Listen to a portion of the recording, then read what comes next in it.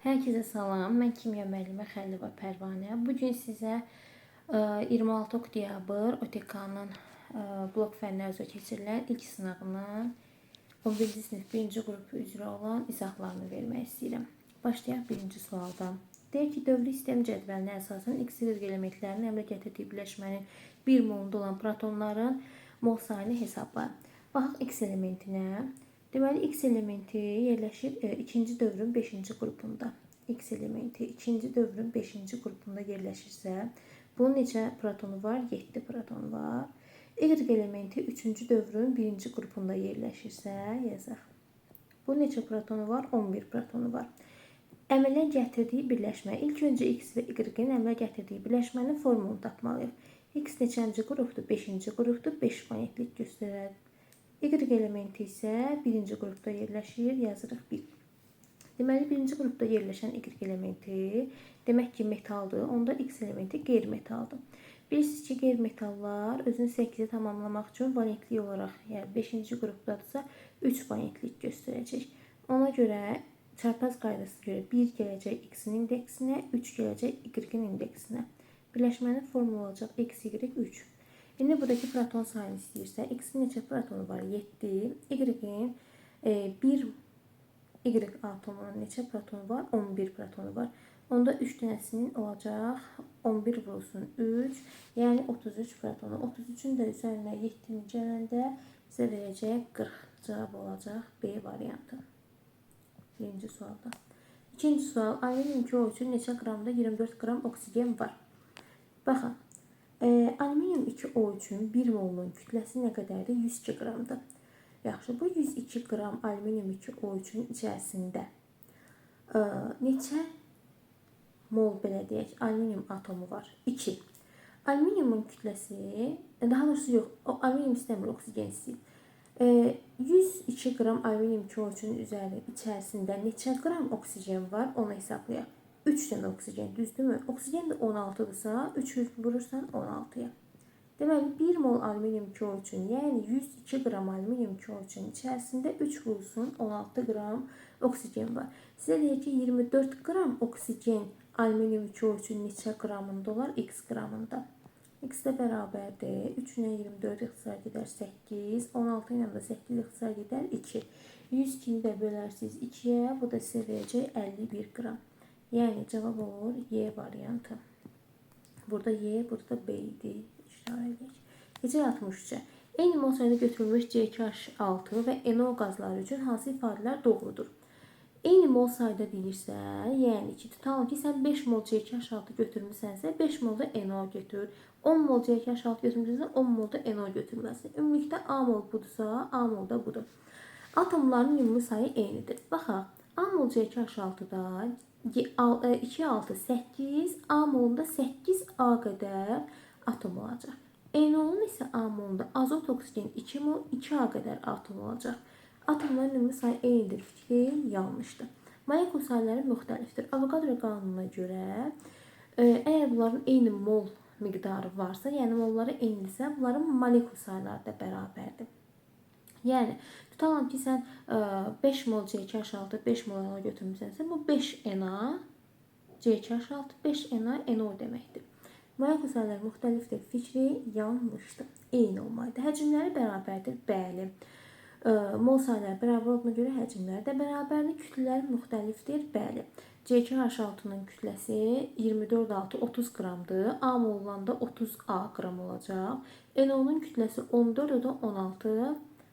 Yox, kütlələr müxtəlifdir, onda fərqli olacaq. 14, 16, 30, A molunda 30A. Aha. Deməli, kütlələri müxtəlifdir. Fikri yanlış fikirdir. Əslində kütlələri 30A, 30A. Hesablanandan sonra gördük ki, həqiqətən də eynidir bunların kütlələri. Müxtəlifdir. Fikri yanlışdır. Hansı ifadələr doğrudur deyilsə, yalnız 3 doğru cavab olacaq. D variantı. Keçək digər suala 64-ə. Tərkibində eyni sayda karbon atomu olan CH4 və CH8 qazları qarışdırılır. Qarşıdan orta molekyar kütləsini hesablayın. CH4, bir də CH8. Əsas fikir bilirsiniz nədir? Eyni sayda karbon atomu olan. Bax, bunun içərisində neçə karbon var? 3 karbon var, düzdürmü? Bunun içərisində 1 karbon var. Deməli, mən bunların karbonların bərabər eləmək üçün bundan 3 mol götürürəm, bundan 1 mol götürürəm. Və yaxud A ilə işarə eləmək istəsə, bundan 3A götür, bundan A qədər götür. Neçə karbon olacaq bunda? 3A karbon. C3H8-də də A mol götürəndə 3A karbon olacaq. İndi qarşının orta molekyar kütləsi. M orta düsturunu bilirik. M orta düsturu bərabərdir. Nü1 M1 plus Nü2 M2 bölünsün Nü1 plus Nü2'yə. İndi baxaq. Birinci CH4'ün mol miqdarı tutaq ki 3A'dır. CH4'ün kütləsi 16 qramdır. Plus Nü2, yəni C3H8-in mol miqdarı A'dır. Kütləsi isə 3 dəfə 12, 36, o da 8, 44 qramdır. Mol miqdarı isə 3A plus A 4A'ya bərabərdir. Gəlin bunu hesablayaq. 16-nı vuranda 3'ə sənə verir 48'i, düzdürmü? 48A plus 44A bu eləyir 92. 92 A-nı da 4A'ya böləndə eləyir 23. Deməli bu qarışığın orta molekyar kütləsi 23 imiş. Cavab da olur C variantı. 65. Su ilə qarışığı eyni cinslidir. Burada da cavab olur sirkə turşusu, eyni cinsli qarışıq əmələ gətirir. Bir də şəkər tozu. Təbaşirlə qum isə suda həll olmayan bərk maddələr olduqlarına görə bunların əmələ gətirdikləri qarışıq müxtəlif cinsli olacaq. Yəni cavab olacaq 1 ilə 4. 66. N2O3-ün kütləsi m qram, X2O3-ün kütləsi m üstəyə 26 qram, X-in nisbi atom kütləsini hesabla. Əla. N2O3-ün kütləsini gəlin hesablayaq. Bunun içərisində var 2 dənə azot. Azotun biri 14 qramdırsa, 2 dənəsi 28 qram plus. Oksigenin biri 16 qramdırsa, burada 3 dənədir. 3 vurulsun 16 eləyir 48 qram. İndi buradan 28 ilə 48-i toplasan eləyərsən 76. Deməli, M 76-ya bərabərdir. X2O3-ün kütləsi isə M üstəgəl 26-dır. Yəni 76 plus 26-ya bərabərdir. 76-nın üzərinə 26 gəldi, eləyir 102. 102. İndi bu birləşmənin içində neçə dənə X var? 2 dənə. 2X plus 3 dənə də oksigen var. Oksigenin biri 16 qramdır. 3 dənəsi 16 vurulsun 3, 48 qramdır. Bərabərdir 102-yə. Buradan tənliyi həll edirsiniz. 102-dən çıxırsınız. 48-i eləyir 54. 2x bərabərdir. Gəlin yazaq istəyirsə. 2x bərabərdir 54-ə. Onda x də bərabərdir. X-i tapmaq üçün də bilirsiniz. 54-ü 2-yə bölürük. O da verir sənə 27-ni. Cavab da oldu A variantı. Alüminium imiş bu. 67. Bərabər mol miqdarda götürülmüş CH4 və CO2 qazları qarışığının kütləsi 30 qram olası. Bu qarışıqda metanın həcmini hesablayın. CH4, bir dənə CO2 bərabər mol miqdarı deyirsə, tutalım ki, A mol budur, A mol da bu. Və deyil, bu qarışığın kütləsi 30 qramdır. Bu qarışıqda metanın həcmini hesablayın. Kütlə deyirsə, CH4-ün kütləsi neçə qramdır? 16 qram. CO2-ün kütləsi neçə qramdır? 44 qram. Deməli, 16A plus 44A bərabərdir 30-a. Bu tənliyi həll edib A-nı tapa bilərsiniz. 16-nın üzərinə 44 gələndə eləyir 60. 60A bərabərdir 30-a. A da bərabərdir olur 0,5-ə. Deməli 0,5 mol metan, 0,5 mol da CO2 var. Metanın həcmini istədiyinə görə, deməli 0,5 vurur 22,4. Çünki qaz halındadır metan və qazların həcmi 22,4-dür 1 molunun. 0,5-də 22,4-ə vuranda eləyir 11,2. Bu da verdi D variantını bizə. 68. X-i hesablayın. Aha, oksigendir, həcminin A-dır, kütləsi 48 qramdır. Biz bilirik ki, oksigenin qaz olduğuna görə 1 molunun, yəni 1 mol oksigen 32 qram. 32 qramının həcmi 22,4 litrdir. 22,4 olanda əgər bunun kütləsi 32 qram olursa, 48 qram oksigen qazının həcmi neçə litr olar? Buradan ixtisar aparıram 16-ya, burada qalar 2, burada qalar 3.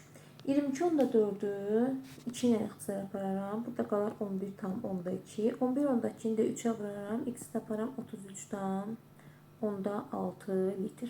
A-nı tapdım. İndi həmin miqdarda hidrogeni istəyir səndən. Yəni həmin litr qədər hidrogen kütləsini istəyir daha doğrusu. Biz bilirik ki, hidrogen də qazdır. Onun həcmi 22,4 litr olanda kütləsi neçə qramdır? 2 qramdır. 33,6 olanda isə x. Bunların ikisi də 11 onda 2-yə bölünür. Burada qalır 2, burada qalır 3. X də bərabər olur. 2 ilə də 2 ixtisar gedir. X də bərabər olur 3-ə. Cavab da oldu C variantı. Yəni 3 qramdan söhbət gedir. 65 bit dərəcədə hansı maddələr, maddə və ya maddələr maye haldadır? Yəni biri də ola bilər, bir neçəsi də ola bilər. Deməli, X maddəsi ərimə temperaturu 20-dir, qaynaması 60-dır. Və X maddəsi üçün bu tip testləri necə işləyirsiniz? T ərimə yazırsınız 20. T qaynama yazırsınız 60. Maddə əriyənə qədər hansı aqreqat halda olur? Bərk. Əriyəndən sonra hansı aqreqat hala keçir? Mayeyə, ta ki qaynamağa başlayacaq. Qaynayandan sonra da qaz. İndi baxın, 65 dərəcə buradan hara düşür? 60-dan böyükdə 65. Hansı aqreqat halına düşür? Qaz aqreqat halına. Buraya yazırsan qaz. Y üçün baxırsan, 65, 45 ilə 80-in, yəni ərimə ilə qaynamanın ortasındadır. Düzdür, arasındadır. Deməli, bu maddə burada maye aqreqat halındadır. Z üçün isə 65, 40-dan böyükdə qaynamadan artıq qaynamağa başlayıb, yəni bu 40 dərəcədə qaynamağa başlayıb, 65-də artıq olacaq qaz aqreqat halında. Maye halda deyirsə, yalnız Y cavab olur, D variantı. Keçək 70-ci sual gəlir. Hansı sıra üzrə birləşmələrdə azotun kütlə payı azalır? Yaxşı. Kütlə payın, azotun kütlə payını istəyirsə, deməli azotun birləşmədəki kütləsini ümumi birləşmənin kütləsinə bölürsünüz. Birincidə baxırıq. Omega azot deyir, azotun kütlə payını hesablayaq. Birinci birləşmədə neçə qram azot var? Azotun biri 14 qramdır, bizdə 2 dənə azot var. Onda 2 vur 14, 28 qram. Ümumi birləşmənin kütləsi isə azotun kütləsi ilə oksigenin cəmli, yəni 16-nın cəmlinə bərabərdir. Deməli, ümumi birləşmənin kütləsi 28 bölünsün 44-ə bərabərdir. Bunu hələ ki belə saxlayaq. 28, 44.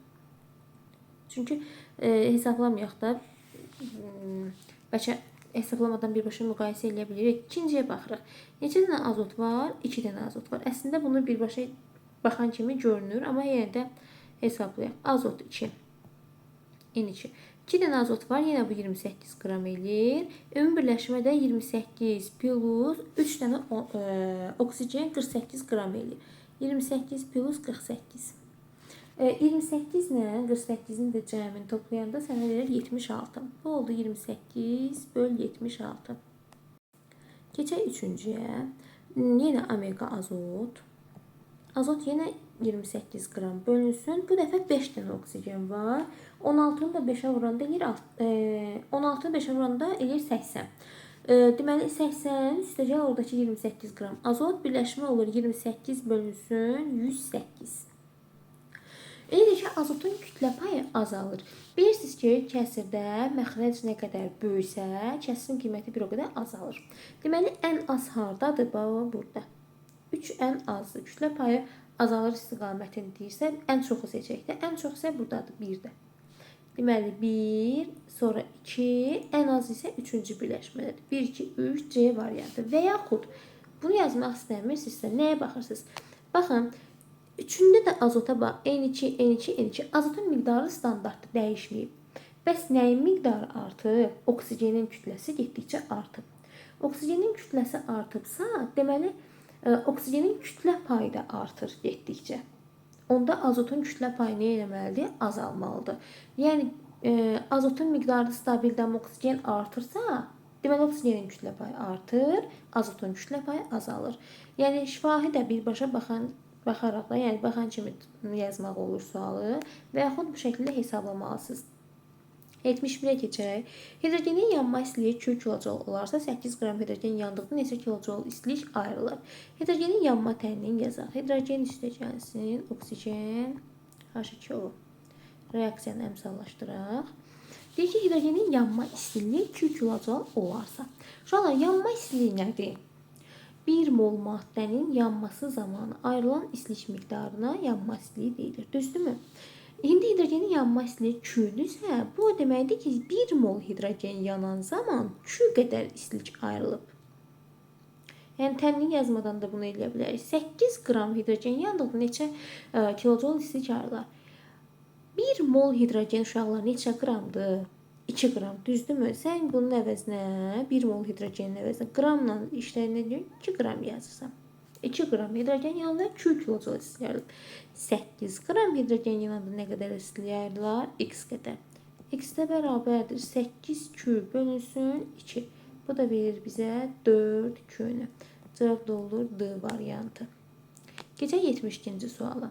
X, Y, Z və T eyni dövrdə yerləşən əsas yarım qrup elementlərdir. Aha, eyni dövrdə yerləşirsə, bir xəttimizi çəkək ki, eyni dövrdədir.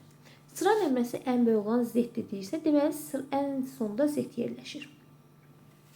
T-nin reduksiya edicilik qabiliyyəti ən böyükdür. Uşaqlar, dövr üzrə gedəndə soldan sağa reduksiya edicilik neyinir? Azalır, düzdürmü? Deməli, ən solda yerləşənin reduksiya ediciliyi ən böyük olmalıdır. Deməli, T ən başda yerləşir. X-in iyonlaşma enerjisi Y-dən çoxdur. X-dən Y. Soldan sağa getdikcə iyonlaşma enerjisi neyinir uşaqlar? Artır, düzdürmü? Kiminki çoxdur? X-inki çoxdur da Y-dən. Deməli, X daha sağda yerləşəcək, Y isə ona nisbətən solda. Çünki X-in getdikcə iyonlaşma enerjisi artır. Onda X sağda olmalıdır ki, artma istiqamətində olsun. X daxil çoxdur. İndi deyək ki, dövr üzrə soldan sağa doğru ardıcılıqla düzün. Tapdıq da T, Y, X, Z. T, Y, X, Z. Baxın, D variantında. Sonra keçək digər suala 73-ə. Qrafik əsasən M-i hesablayın. Bax, görək nədir bu? Baxın, biz bilirik ki, azalma istiqamətində gələn oxlar bizə reaksiyaya girən maddələr bildirir. Artma istiqamətində gedən ox isə reaksiyadan alınan maddəni bildirir, yəni məhsulu bildirir. İndi bizim reaksiyaya girən maddələrimiz hansılardır? A ilə B reaksiyaya girib, reaksiyadan nə alınıb? C. Baxın, A ilə B-nin ikisini də başlanğıcda 12 qram götürüblər. A gəlib 0 nöqtəsinə dəyib. Bu o deməkdir ki, 12 qram götürdüyün A-nın hamısını işlətmirsən, 12 qram gedibdir. B-dən nə qədər işlənib bilmirik. Niyə bilmirik? Çünki B-nin 12 qram götürülüb, gəlib B-dən M qramı artıq qalıb. Nə qədər işlənib onda B-nin? 12 çıxılsın M qram işlənibdir. C-dən nə qədər alınıb bu zaman? 20 qram alınıb. Kütlələrin bərabərliyini istifadə eləsək, sağla solda kütlələr bərabər olmalıdır. Burada nə var? 12 qram A plus 12 çıx M qram B bərabərdir 20 qrama. Düzdür?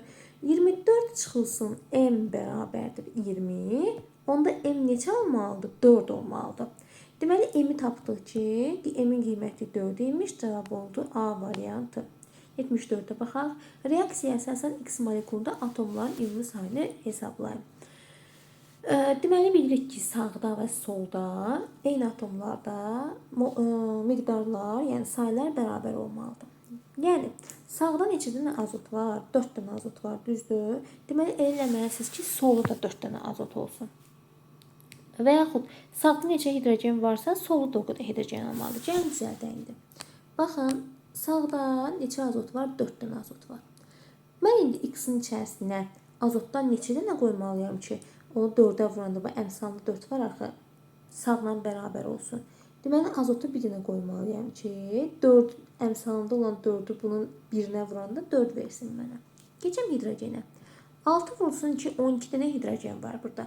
Deməli, mənim birləşməmin içərisində 3 dənə hidrogen olmalıdır ki, əmsalda olan 4-ü bu 3-ə vuranda sağdakı 12-yə bərabər olsun. Düzdürmü? Keçək oksigenə baxaq. 4 dənə oksigen burada var, 6 oksigen burada. Cəmi sağda 10 dənə oksigen var. Sola baxaq, 5 vursun ki, 10 dənə oksigen. Deməli, oksigenlərin sayı bərabərdir. Yəni, X molekulunun içərisində oksigen yoxdur. İndi deyək ki, X molekulunda atomların ümumi sayı tap. X molekulunu tapdıq mı? NH3-dür. Burada neçə dənə atom var? Bir dənə azot, 3 dənə hidrogen atomu. Cəmi 4 dənə atom var. Cavab da olur Y variantı. 75. İyonda olan elektronların sayı, Y3 müsbət iyonda elektron sayı 9 ədəd azdırsa, Y atomla cütləşməmiş gəl baxaq. Bu iyonda olan elektron sayı 4 müsbət o deməkdir ki, element atom 4 dənə elektron veribdir. 16 elektrondan 4 dənəsinin verən neçə elektron qalır? 12 elektron qalır. İndi deyək ki, bu iyonda olan elektron sayı, yəni 12, Y3 müsbət iyonundakı elektronların sayından 9 ədəd azdır. 12 9 ədəd azdır. Neçədən? 12-nin üzərində 9 deyəsən, deyirsən 21-dən. Düzdür? Deyir ki 12. Bu Y3 müsbətdə olan 21 elektrondan 9 ədəd azdır. Onda Y atomunda cütləşməmiş elektronların sayını tap. Bax, Y iyonu demir ha, Y atomu deyir. Ona görə sən Y-in neytral haldakı elektron sayını tapmalısan və yaxud proton sayını deyirik buna. İndi bu Y 3 müsbətdir. Yəni 3 dənə elektron verib.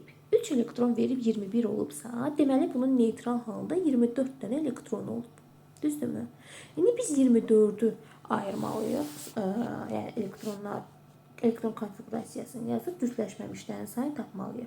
24'ü ayırırıq necə? 1s2, 2s2, 2p6, 3s2, 3p6, birisi 21 ilə 29 kənara çıxmadı. 3p6, 4s1, 3d5. Cütləşməmiş, yəni tək elektron sayı. Bura kimi hamısı cütləşibdir. Sizin ona işiniz yoxdur. Sonra baxırsınız. 1 elektron 4s1'də, D'nin 5 xanası var.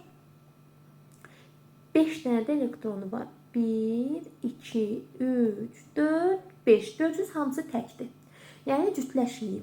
Deməli 5 dənə burada, bir dənə də burada, cəmi 6 dənə cütləşməmiş elektronu var bu Y atomunun. Keçək digər suala 76-ya. X və Y atomlarının protonlarının cəmi 26 olarsa, bu elementlərin əmələ gətirdiyi X3 Y birləşməsinin molyar kütləsini müəyyən edin.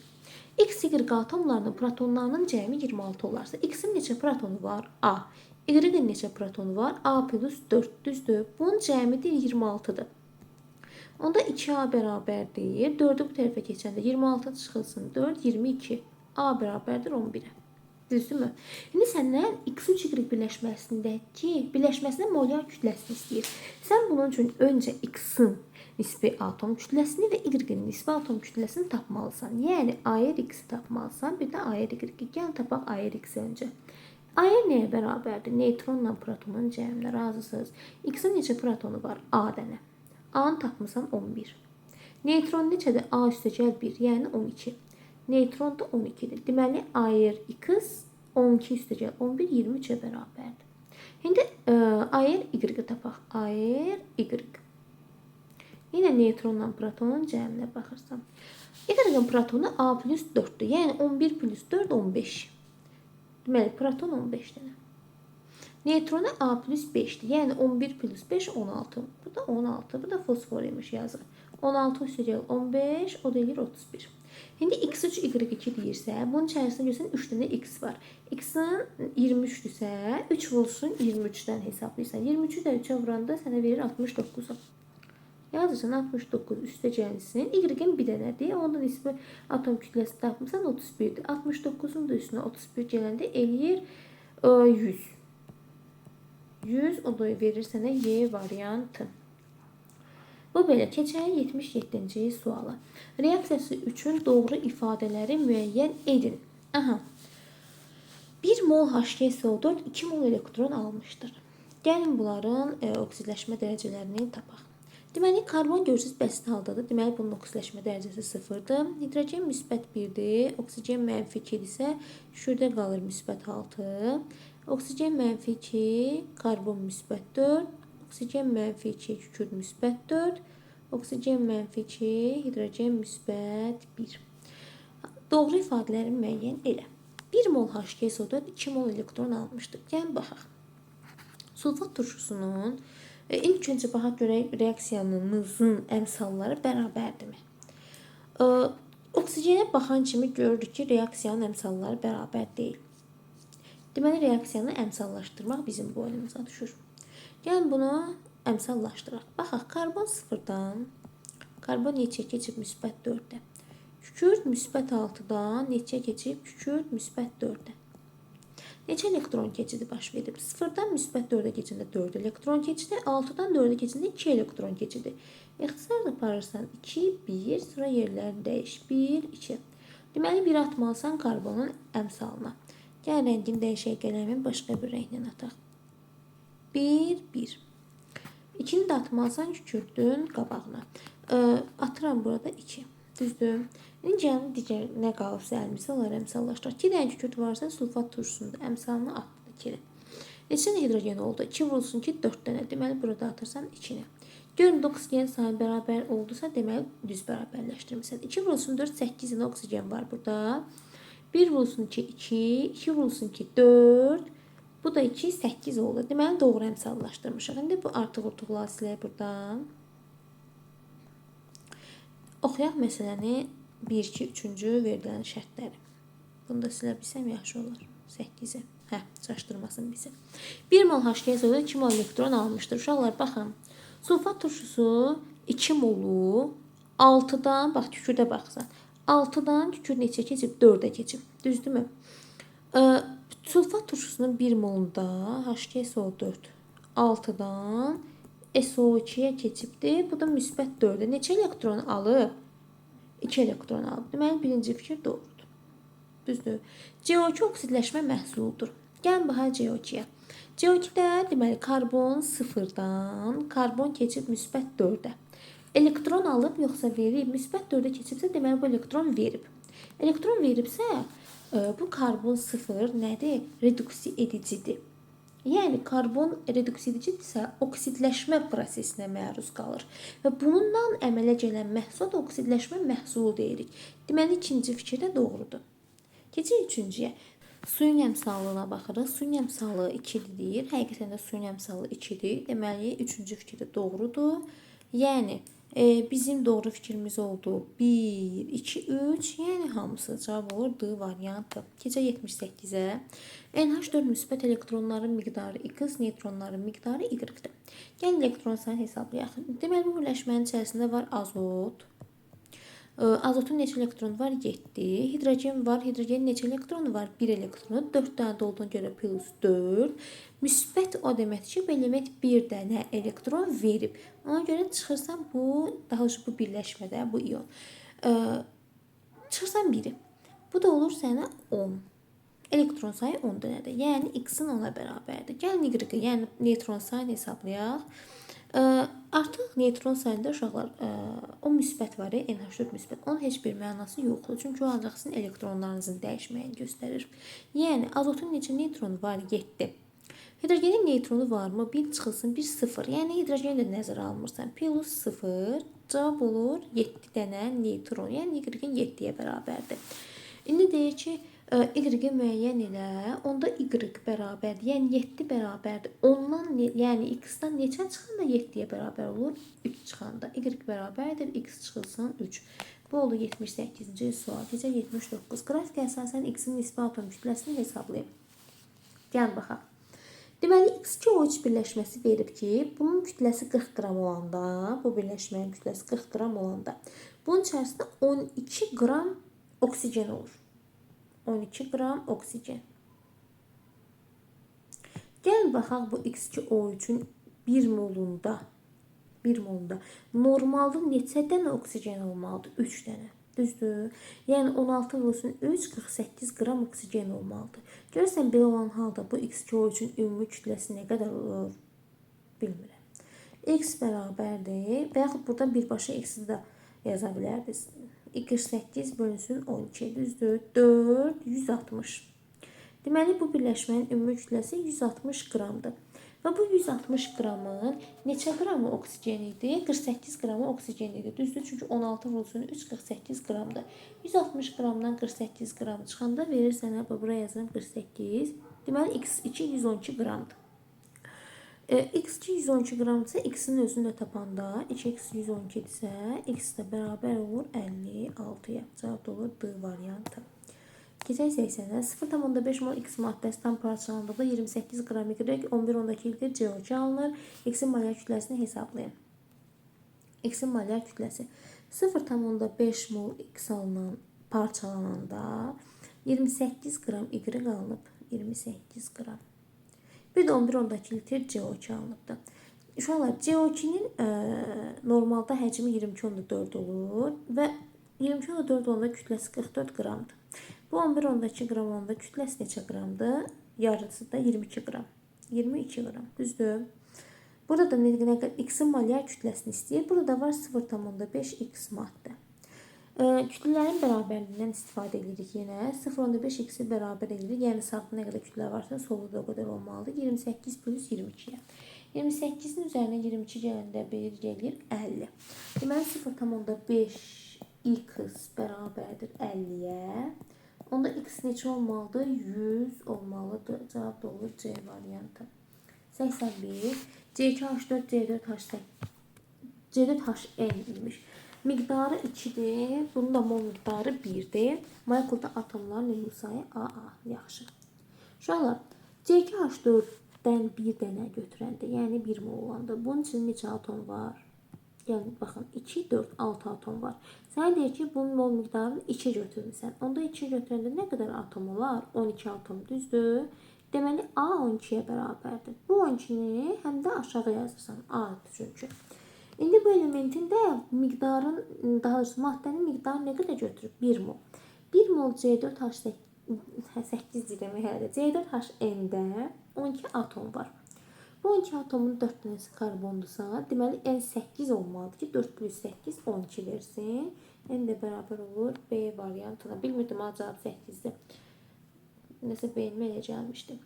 82. Normal halda 3p yarım səviyyəsində 5 elektron olan elementin kütlə ədədi 35 olarsa, onun nüvəsində neçə neytron olar? Şuralar kütlə ədədi 35'dir. Yəni protonla neytronun cəmi 35'dir. İndi deyir ki, 3p yarım səviyyəsində 5 elektron olan. Bax, 1s2, 2s2, 2p6, 3s2, 3p5. Düzdür? Bunu deyir, kütlə ədədi 35'dir. Yəni siz bu belə yazanda bunun artıq proton sayını tapmış oldunuz. 10, 17 dənə. Çünki burası şimdi 10'dur, 2, 5, 7, 17. Deməli bu elementin protonu 17'dir. Kütlə ədədi deyir 35'dir. Nüvəsində neçə neytron var? Neytronu bilmirsən. Burada yazırsan 35. İndi 35'dən də çıxıb 17'ni tapırsan onun neytron sayını ki, n sən demə 18'ə bərabər imiş. Cavab da C variantı imiş. 83'ə baxaq. Birləşmədə kimyəvi rabitələrin əmələ gəlməsini şəkildən hibrid orbitalların ümumi sayını müəyyən edin. Hibrid orbital deyirsə, siz avtomatik baxmalısınız karbonlara. Səbəb, çünki hidrogen var, bir də karbon var. Hidrogenlər hibridləşməyənmiş S orbitallarıdır. Hibridləşənlər karbonlardır. Uşaqlar, gün böyüyürsə üstündə yazın, böyümür. Bax, bu karbon hansı hibrid haldadır balalarım? SP3 düzdür. Bu hansı hibrid haldadır? 2 qat rabitənin, oy, nə danışıram mən? Gözləyin. Bu 2 qat rabitənin yanındadırsa SP2 hibrid halındadır. Bu 2 qat rabitənin yanındadır SP2. Bu karbonda 2 qat rabitənin yanında SP2. Bu karbonda 2 qat rabitənin yanında SP2. Bəs bu tək qat rabitənin yanında olduğuna görə SP3 hibrid halındadır. Kimyəvi rabitə əmələ gəlməsində işləyən hibrid orbitallar deyir. Baxın, neçəsində SP2 var əlimizdə? Gəlin bu rəngini dəyişək oraya. 1, 2, 3, 4. Birləşmədə 4 dənə SP2 var. Bir dənə də SP3 var. Uşaqlar, SP2 hibrid orbitalında, daha doğrusu SP2 hibridləşmə halında neçə dənə orbital iştirak edir? Bir dənə S, 2 dənə P, cəmi 3 orbital düzdür. Bir dənəsində 4 dənə də olduğuna görə deyirsən 12 dənə hibrid orbital. Bir dənə SP3'də də 1 S, 3 dənə P, 4 dənə də orbital buradadır. Cəmi hibrid orbital 12 plus 4, 16 verir sizə. Keçək 84'ə. Birləşmə reaksiyasının məhsulu ola bilər. Uşaqlar, bilirsiniz ki, birləşmə reaksiyasında bəsit maddələr birləşib bir mürəkkəb maddə əmələ gətirir. Yəni, oksigen ola bilməz birləşmə məhsulu. Çünki oksigen bəsit maddədir. Birləşmə reaksiyasında sonda məhsul mürəkkəb olmalıdır. Mürəkkəb. Bir getdi. Su H2O bəli ola bilər. Məsələn, H2 suyalı H2O ola bilər mürəkkəb maddədir. Karbon qazı CO2 ola bilər mürəkkəb maddədir. Kükürt S8 ola bilməz. Niyə? Çünki bəsit maddədir. Keçək 85'ə. 85.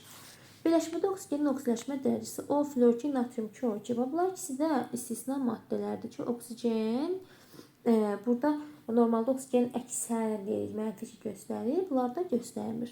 Yəni hesablayaq oksigeni. Fluor bilirsiniz ki, deyir ki, ən paxıl elementdir, yalnız mənfi 1 göstərir. Oksigenlə yazırsan X. Olur X plus mənfi 1 olsun 2, mənfi 2 bərabərdir 0, X bərabərdir müsbət 1'ə. Müsbət 2'yə üzr istəyirəm. A oldu müsbət 2. B natrium 2O2. Bilirsiniz ki, metal qeyri-metal birləşməsi natrium sabit valentli elementdir. Müsbət bir oksidləşmə dərəcəsi göstərir. Oksigen X yazırsan. 1-i vurursan 2'ye 2, üstə gəlsin. X'i vurursan 2'ye, yəni oksigenin sayını vurursan valentinə, ümumiyyətlə elementlərdir. Olur 2x bərabərdir 0'a, cəbri cəm 0'a bərabər olmalıdır. 2x bərabərdir mənfi 2'yə, x də bərabərdir mənfi 1'ə bərabər olmalıdır. Yəni b də bərabərdir mənfi 1. İndiki A plus B cəmin, yəni müsbət 2 plus mənfi 1 cəmində hesablaya bilirik də hər birimiz. Bu da verir sənə 1'i. Müsbət 1. 86. Tənlik üzrə 11,2 litr oksigen reaksiya daxil olduqda 635 kilojol istilik ayrılmışdır. Reaksiyanın istilik effektini hesablayın. 11,2 litr oksigen reaksiya daxil olanda nə qədər istilik ayrılıb? 635. Yaxşı. Baxın tənliyə. Tənlikdə nə qədər oksigen var? 1 mol. Yəni litrlə desək 22,4 litr. Bu zaman nə qədər istilik ayrılırsa, həmin miqdara biz deyirik istilik effekti. Yazıram bura x. Çünki reaksiyaya baxın əmsallıdır, heç nəyə ehtiyacı yoxdur. 2 dəfə çoxdur, düzdürmü? 635'i vurmalısınız 2'ye. O da bərabərdir, x bərabərdir 1270 kilojol imiş bu reaksiyanın istilik effekti. 87. Molekulda kimyəvi rabitələrin əmələ gəlməsində işlədilən elektronların sayı. Uşaqlar, bir rabitəni neçə elektron əmələ gətirir? Mübadilədə bir rabitəni 2 elektron əmələ gətirir. Baxın, CO2 molekulunda neçə dənə rabitə var? Yazaq. 1, 2, 3, 4 rabitə. 4 rabitəni, bir rabitəni 2 elektron əmələ gətirirsə, 4 rabitəni neçə elektron əmələ gətirməlidir? 8 elektron. Deməli, bura getdi A bəndi. Və yaxud oksigenin sayını burada valentinə vurmaqla da rabitə sayını tapa bilərdiniz. Oksigen 2 valentlidir, yəni aça bilmirsinizsə 2 vursun ki 4 eləyir. Deməli, bu maddədə 4 dənə rabitə var. Oradan da yeni 8 elektron tapa bilərsiniz. Azot molekulunun quruluşu 3 dənə 3 qat rabitə daha doğrusu göstərirsiniz. Arasında 3 rabitəni, bir rabitəni 2 elektron əmələ gətirirsə, 3 rabitəni 3 dəfə 2 6 elektron əmələ gətirir. B getdi bura. NH3, burada 3 dənə rabitə var. Yenə 3'ü vurursan 2'ye eləyir 6 elektron C bura getdi. H2O, oksigen, hidrogen, hidrogen. 2 rabitə var. Deməli 2'ni vurursan 2, 4 elektron oldu D variantı. Oksigen molekuluna baxaq. 2 rabitə var. Bir rabitəni 2 elektron əmələ gətirirsə, 2 rabitəni də 4 elektron əmələ gətirəcək. 7 də getdi. Birinci yer. Deməli 1'ə A-Y, 2'yə B. Daha doğrusu A deyilir, bu mən pis yazmışam. D-dir. 1'ə D-Y, 2'yə B-C, 3'ə A variantı. Keçək 88 artıq açıq suallara gəlirik. Bu niyə xətt düşdü bura? Hə. Reduksiya məhsulunun kimyəvi formulu əmsalların cəmi. Hə. Gəlin bunların ilk öncə oksidaşma dərəcələrini tapaq. Mis bəsit haldadır 0, nitrat turşusunda azot müsbət 5'dir. Mis burada müsbət 2 göstərir. Bu 2'dən tapırsan bura. Azot zaten NO3 qrupundan əmələ gəlibdir. Yenə müsbət 5'dir. Burada dəyişmir. Buradakı azot dəyişir. Çünki oksigen mənfi 2'dirsə, buradakı azot müsbət 2'dir. Suda da oksigen mənfi 2, hidrogen müsbət 1'dir. Dəyişən yoxdur. Deməli, dəyişənlər misdir. 0'dan mis müsbət 2'yə gedibdir. Bir də azotdur. Müsbət 5'dən. Azot keçib müsbət 2'yə. Azot müsbət 2. Elektron keçidi 0'dan 2'yə 2 elektron keçidi. 5'dən 2'yə 3 elektron keçidi. Yerlərini dəyiş. 3, 2. Misin qabağına atırsan 3'ü. 3, 3. Azotun qabağına atırsan 2'ni 2. Deməli, sağda cəmi neçə dənə azot oldu? 3 vurulsun ki, 6 dənə azot buradadır, 2 dənə azot burada. Cəmi 8 azot var. Deməli, bura atırsan 8'i. İndi solda neçə hidrogen oldu? 8'ini. Deməli, buradakı suyun qabağına 4 atmalısan ki, 4 dəfə ki 8 gəlsin. Oksigenlərin sayı əgər düz gəlirsə, deməli düz əmsallaşdırmısan. Keçək sola baxaq. 8 dəfə 3, 24 dənə oksigen var burada. 24. Sola baxaq indi. Sağa baxaq indi. 3 dəfə ki 6, bu da əmsaldakı 3, 18. 2 dənə burada var, 20. 4 dənə də burada var, 24. Deməli, reaksiyanı doğru əmsallaşdırmışıq. İndi keçək bizə nə istəyir? Cədvəli tamamlayın deyir. Bunu silək. Hə. Reduksiya məhsulunun kimyəvi formulu. Uşaqlar, reduksiya məhsulu deyəndə sən axtarırsan oksidləşdiricidir. Oksidləşdiricinin kimi idi? Azot idi da, düzdür? Müsbət 5'dən müsbət 2'yə gedən azot. Düzdürmü? Niyə bunu axtarırsan? Çünki reduksiya prosesi kimin başına gəlir belə lor dildə desək, oksidləşdirici reduksiyaya məruz qalır. Düzdürmü? Deməli, ondan əmələ gələn məhsul da reduksiya məhsulu adlanır. Yəni, sənin reduksiya məhsulun burada NO-dur. Reaksiya məhsullarının əmsalları cəmi. Gəl məhsullara baxaq. 3 dənə məhsulun var, sağdakılardır bunlar. Və əmsalda birində 3-dür, o birisində 2-dir, o birisində 4-dür. 3 üstəgəl 2, 5 üstəgəl 4, bu da verir sən 9. 88-in cavabını yazsın. Keçək 89-a. X elementinin dövrü sistemdə mövqeyini müəyyən edin və cüt elektronlu orbitallarının sayını hesablayın. Baxın uşaqlar, X elementinin cəmi neçə elektronu var? Birinci təbəqədə 2 elektrondur X elementi. Daha doğrusu elektron çıx 4 elektron var oxun üzərində. O nə deməkdir? Yəni ki 4 dənə elektron veribdir. Artıq iyona çevrilib. Bu iyondur. İyon formasıdır. İyon formasında birinci təbəqədə 2 elektron var. İkinci təbəqədə böyük ehtimal ki 8, yenə də sayıq ehtimal qarşı. 1, 2, 3, 4, 5, 6, 7, 8. İkinci təbəqədə, daha doğrusu üçüncü təbəqədə 2 elektron var. Cəmi eləyir 12 elektron. Bu iyonun. Yəni uşaqlar, X neytral atomu 4 elektron verib, oxun üzərində var, çıx 4 elektron. 4 dənəsi verdi. 12 dənə elektronu qalıbdır. Deməli, bu elektronu normal halda, neytral halda bunun neçə dənə elektronu olub? 16 dənə olub ki, 4 dənəsi verəndən sonra 12 dənə qalıb. X elementin dövrü sistemdə mövqeyidir. 16-nı ayırırsan. 2, 8, 10, bu da 6. Deməli, bu element 3-cü dövrün dövrü sistemdə mövqeyidir. Dövrü tapılır. 3-cü dövrün neçənci qrupudur? 6-cı qrupudur. Özü də A, yəni əsas yarım qrup elementidir. Və cüt elektronlu orbitalların saylarını. Yenə bunu cüt elektronlu orbitalını istəyirsə, elektron konfigurasiyasını yaz. 1s2, 2s2, 2p6, 3s2, 2, 3p4. Bax, 1s2 cüt elektron var, düzdürmü? 2s2 cüt elektron var. 2p6'nı yazaq. 1, 2, 3, 4, 5, 6 cüt. 3 s2'ni yazıram. 1, 2, 3p4'ü yazıram. 1, 2, 3, 4. Cüt elektronlu orbital deyil. Bu cütdür. Biri bu. İkincisi bu. Üçüncüsü bu. Dördüncüsü bu. Beşincisi bu. 6 bu. 7 de bu. Deməli 7 dənə cüt elektronlu bunun orbitalı var. Geçək 90-a və sonuncu suala. Qapalı qabda baş verən N2 plus 3 mol H2, 2 mol NH3 reaksiyası üzrə bərabər mol sayda götürülmüş N2 və H2-dən biri tam sərf olunduğunda 34 qram amonyak alınmışdır. Artıq qalan maddəni və onun kütləsini müəyyən edin. Reaksiyadan sonra qabda olan qaz qarışığının həcmini müəyyən edin. Baxın, qapalı qab verilib və bərabər mol sayda götürülmüş azotdan hidrogen verilib. Biri tam sərf olunanda 34 qram amonyak alınır. Uşaqlar, azot, hidrogen, əmsal 3, 2 mol da amonyak. Amonyakın normalda 1 molunun kütləsi nə qədərdir? 14, o da 3, 17 qram, düzdür. 34 qram neçədən amonyak deməkdir? 2 dənə, düzdür. 2 dənə amonyak üçün mənə lazımdır 3 mol hidrogen, 1 mol azot. Amma sənə deyir ki, bunları bərabər mol miqdarda götür. Tutalım ki, yəni sənə birin 3'e lazımdır, ha bundan 2 almazsın. Amma məsələn, sən bundan götür 3, bundan da 3 götür. Buna da 2 alınsın, əla. Yəni deyir ki, biri tam sərf olunduqda, məntiqlə fikirləşin. Sən bunları bərabər mol miqdarda götürəndə hansı tam sərf olunar? Təbii ki, hidrogen tam sərf olunar. Azotdan isə 2 dənəsi 2 mola artıq qalar. Səbəb? Çünki 3 dənə hidrogenə 1 mol azot sərf olunur. Amma sənin azotdan da 3 dənə götürmüsənsə, avtomatik bunun 2 mola artıq qalacaq. İndi deyir ki, artıq qalan maddəni, dedim, kim idi artıq qalan maddə? Azot. Və yazıram, artıq qalan